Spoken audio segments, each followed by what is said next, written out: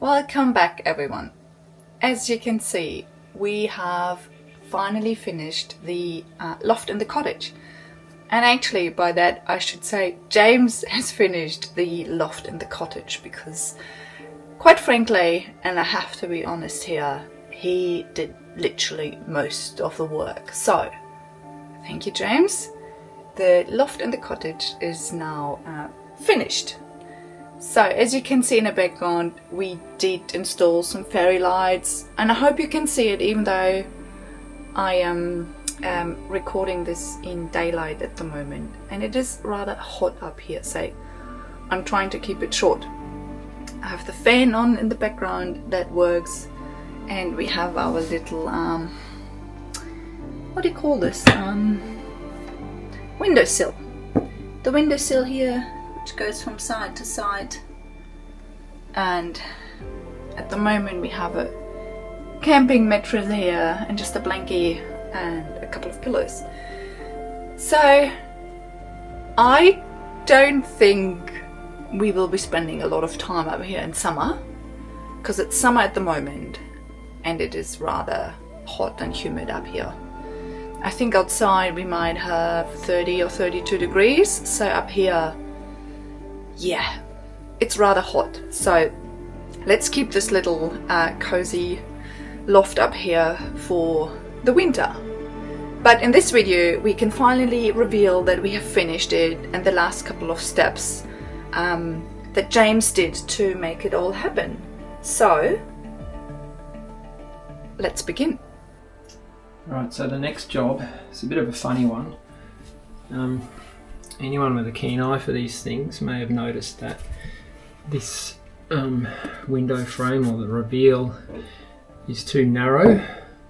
There shouldn't be a gap there, it should be flush with the outside edge of the plasterboard. What happened was, well, in Australia there's two standard sizes for wall framing for the wall studs, so 70mm and 90mm. This building's 70. Because it's a fairly small building, we opted for the smaller, slightly thinner walls. Just gives you a bit of extra space in the rooms. And the carpenter who framed up this section of wall had been working on the barn at the same time, and it's 90mm because it's quite a large building. And he mistakenly used 90mm stud here, and then the window turned up and we had a problem. But it's not a big deal. What I'm going to do is find some timber just to go in here, like I've done here, covered up that bottom section already. I just need to cover the sides and the top. So, to go hunting. Right, so what I've come up with is this, which is left over from the door frames for those little access doors or hatches to the ceiling space. So that'll do one side. And then this piece is actually, it's one of those things that, maybe I should have thrown it out, but I'm glad I didn't. It's from my childhood bed head, my single bed growing up. When I converted the bed into a day bed, I didn't want the head on it anymore, so I pulled it apart and kept the pine because they're nice wide pieces. So I'm glad I did now, because that will do the other side and the top. So this is what they call pencil round. So it's been rounded off on the corners. Ideally we want a square edge, just make things neater. And this is 92 by 18, so we only need about 83mm. So what I'm going to do is take a thin strip off one side and then we'll cut it to 83mm.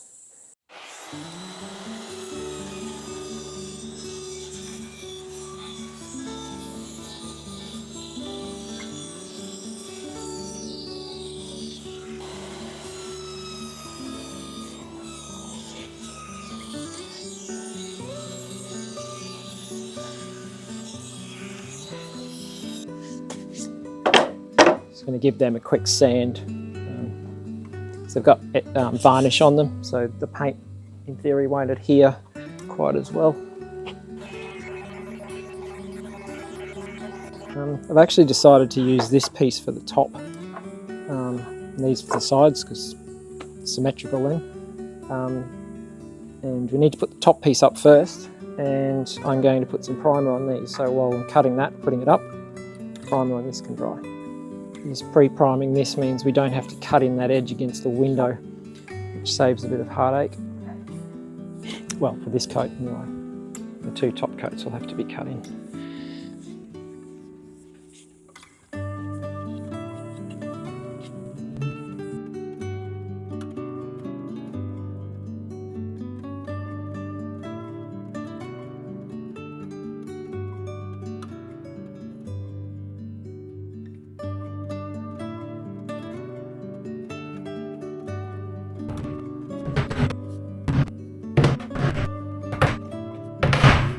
Yes, I'm hammering down, but I'm over the wall here, not the floor, which isn't going to hopefully go down into the ceiling.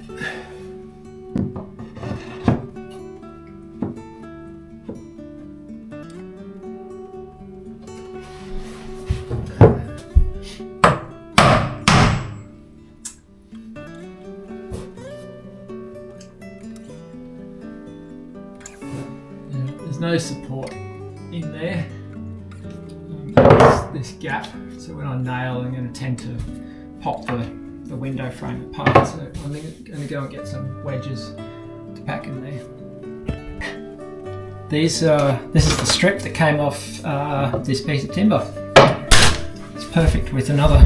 So it's about probably 4mm and 2mm. I like it when things like that work out.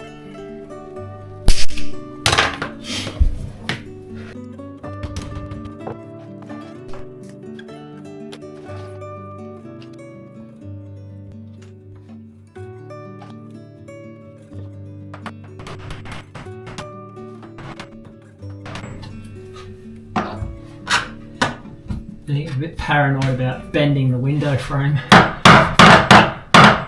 Stop the video if I do it.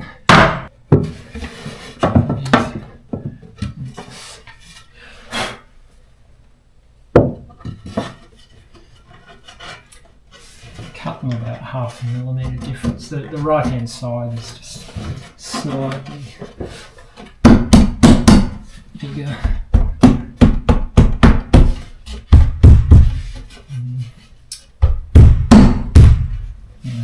Getting a bit tight to go in. I don't want to force it and spread the window apart. So this one fits quite nicely on that side. Alright, the architrave's cut, and this will be it before we do a bit of gap filling and painting. I'm actually going to put the top one on first. Because these are just about 0.5mm short, just so they sit in there nicely, and the bottom will get gap filled anyway, so nail the top on, then they can just be pushed up.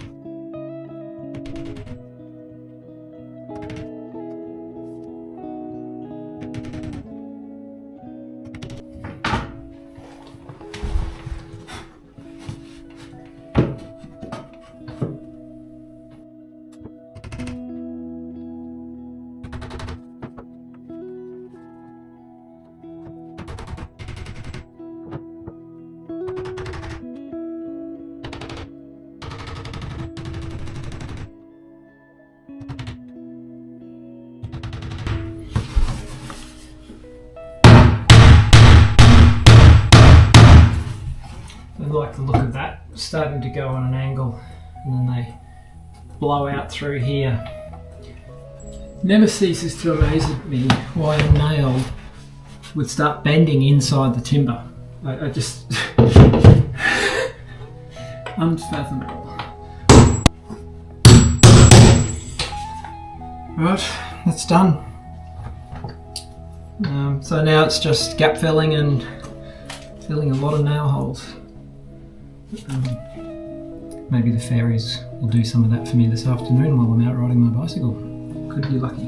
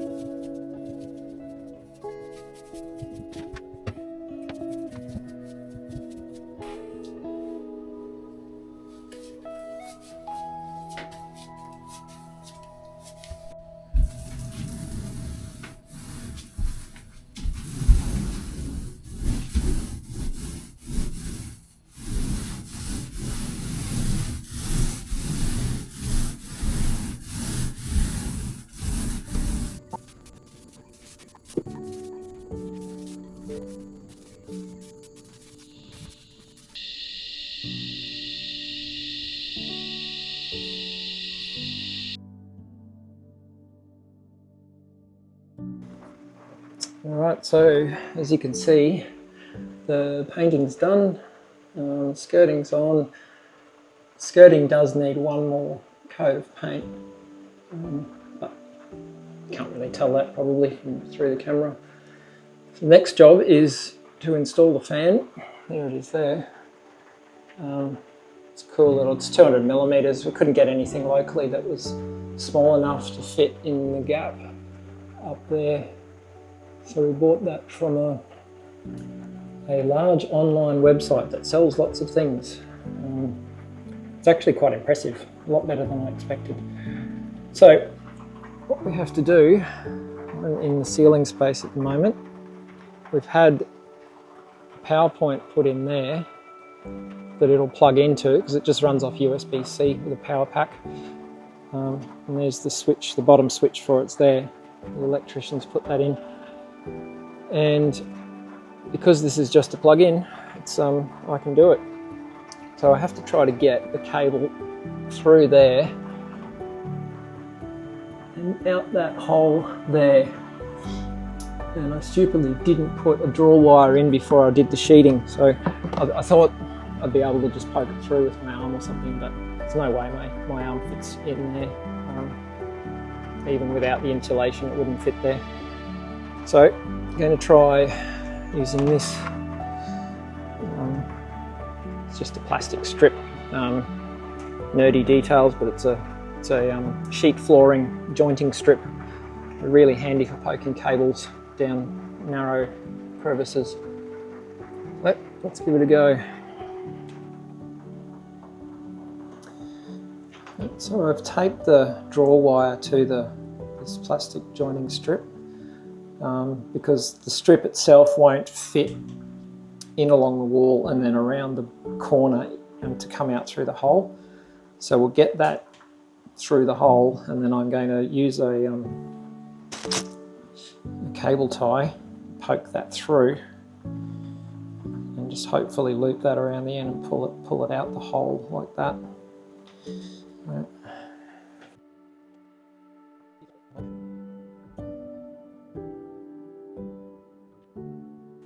Alright, I found the end of the draw wire, draw cable, wire cord.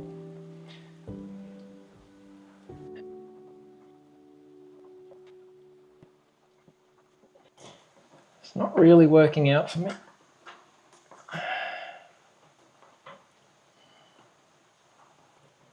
Try something different. I'll be back.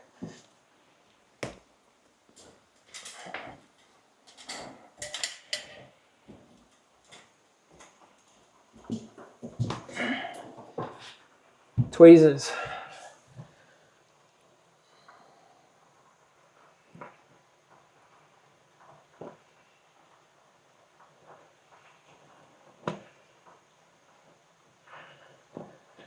And there it is. Should have done that first.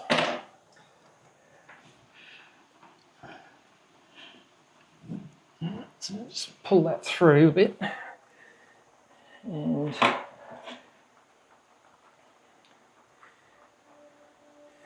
here's the power pack.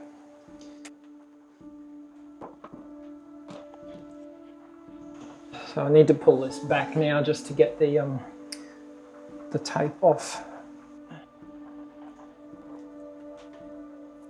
Now just tape these two together, pull it through.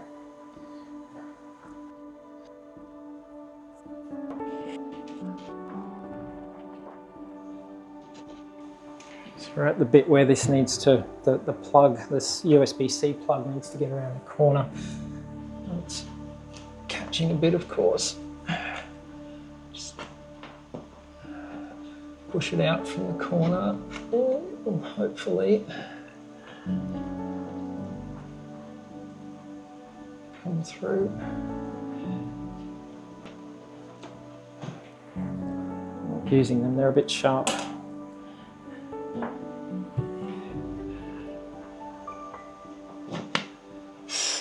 I was lucky it came off, but just as that came through. Very lucky. Alright, so now I'll just plug this into here. I am just going to wrap the excess cable up though, just to keep it neat.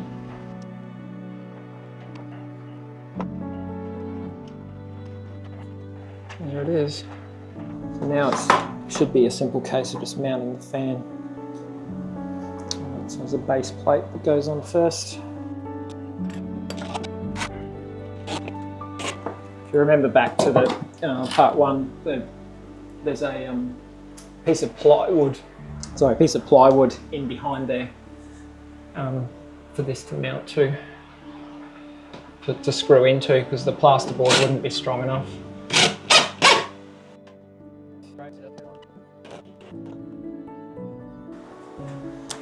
There's a sticker on here that I wanted to pull off, but it's one of those paper stickers that doesn't come off easily. It'll make a mess.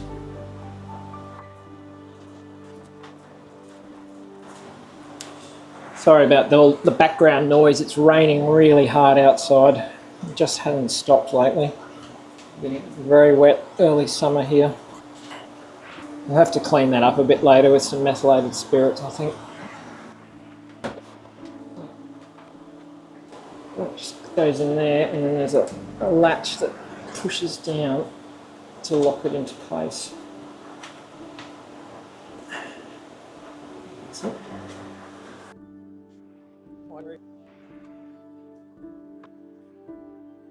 I should have actually put that in first before putting it on the plate, because you can't get that through. Just pull that back out.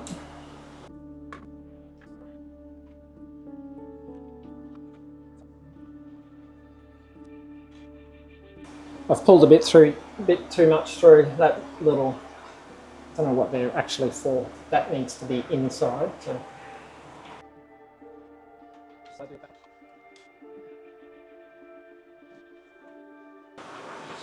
It has a little channel that it can sit in. This fan does oscillate though, so we might need to just leave a bit of length there.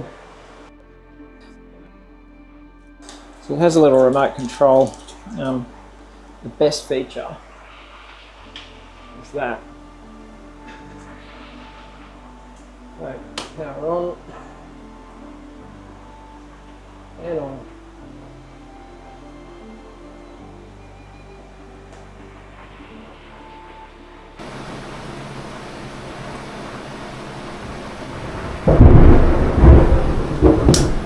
The blue light is the LEDs on top of the fan shining on the ceiling.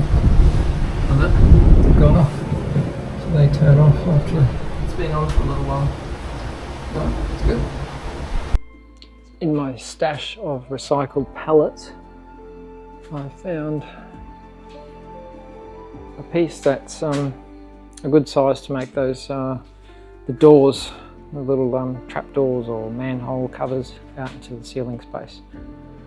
So it's time to mark them and cut them into shape.